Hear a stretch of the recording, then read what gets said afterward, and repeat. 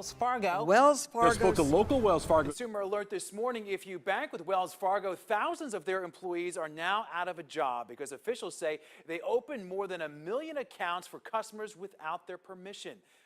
Wells Fargo has been a staple of the banking industry since the mid-19th century. Founded on March 18, 1852 by William G. Fargo and Henry Wells. As a result of the Western Gold Rush, Wells Fargo worked its way up to be the first nationwide express company in the United States, and a standard in California banking. Express companies were privately owned mailing services to get mail, messages, and passengers from the East and Midwest to California and the West Coast. Express companies specialized in fast travel via stagecoach or horseback. This is how Wells Fargo came to be known, a Stagecoach Express company, as well as their signature stagecoach logo. The Wells Fargo Banking and Express Company was forced to nationalize the Express franchise to be the Railway Express Agency as a result of World War I. By this time, the company was left under new leadership and just a single bank in San Francisco. From then on, Wells Fargo has been one of the most prosperous banks in the country until this scandal. Wells Fargo has agreed to pay a $190 million settlement to the federal government after it admits that thousands of employees opened fraudulent and unauthorized accounts for customers. So the big question, how does no one go to jail for this? This is a reality check you won't see anywhere else. So Wells Fargo has agreed to pay this massive $190 million fine and has fired 5,300 employees. So what was taking place? In 2 words, massive fraud. 1.5 million checking accounts and 500,000 credit cards of fake accounts were set up using real customers' names in order for more than 5,000 employees to hit lofty sales goals. So how is it that while employees lose their jobs, nobody goes to jail?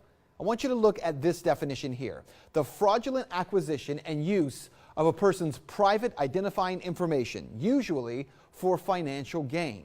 So the question is that what took place? Using a person or customer's identifying information in order to set up an account that they did not request or want in order to hit sales goals or financial gain. Yeah, that's exactly what was happening here. And this, by the way, is the exact definition of identity theft. Under federal law, let alone additional state laws, identity theft, it carries a penalty of up to 15 years in prison, as well as substantial fines. In Wells Fargo's case, no one's going to jail, and the fine, we'll take a look at this, it's really not substantial.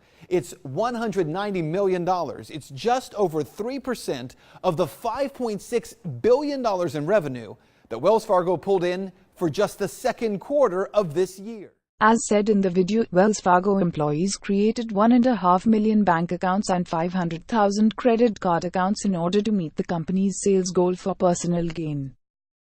These sales goals have recently been removed from company policy as a result of this scandal in hopes to stop any further incidents from happening again. This scandal was partially caused by the way the company wanted to be run. Employees were incentivized by receiving income bonuses to meet these sales goals. And to meet these goals, they proceeded to commit fraud, which may have helped them temporarily, but overall hurt themselves and the company they worked for. The Wells Fargo Vision and Values Statement, which you frequently cite, says, quote, "We believe in values lived, not phrases memorized. If you want to find out how strong a company's ethics are, don't listen to what its people say, watch what they do." So let's do that. Since this massive years-long scam came to light, you have said repeatedly, quote, "I am accountable." But what have you actually done to hold yourself accountable? Have you resigned as CEO or chairman of Wells Fargo? The board, I serve at Have you resigned? No, I've not. All right. Have you returned 1 nickel of the millions of dollars that you were paid while this scam was going on? Well, first of all, this was by 1% of our people. That's not my question. My question is about responsibility. Have you returned 1 nickel of the millions of dollars that you were paid while this scam was going on? The board will take care of that. Have you returned 1 nickel of the money you earned while this scam was going on? And the board will do... I will take that as a no then. The Wells Fargo scandal created a reputation that may have hindered their progress in the future decades.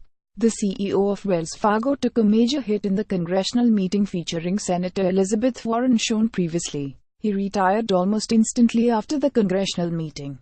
The head of this account creation department was Carrie Tolstedt, who was able to escape this scandal without having any legal repercussions. She actually gained over $100 million while leaving the company, showing the rewards she was given for her dishonesty. Over 5,000 employees were fired, however, showing the lack of responsibility she took during the scandal. This whole time she had led the team that created the fake accounts in order to get the scandal on its feet. This whole scandal created $2.6 million in profits but costed a $185 million fine, which is the highest penalty that the Consumer Protection Financial Bureau has ever been a part of.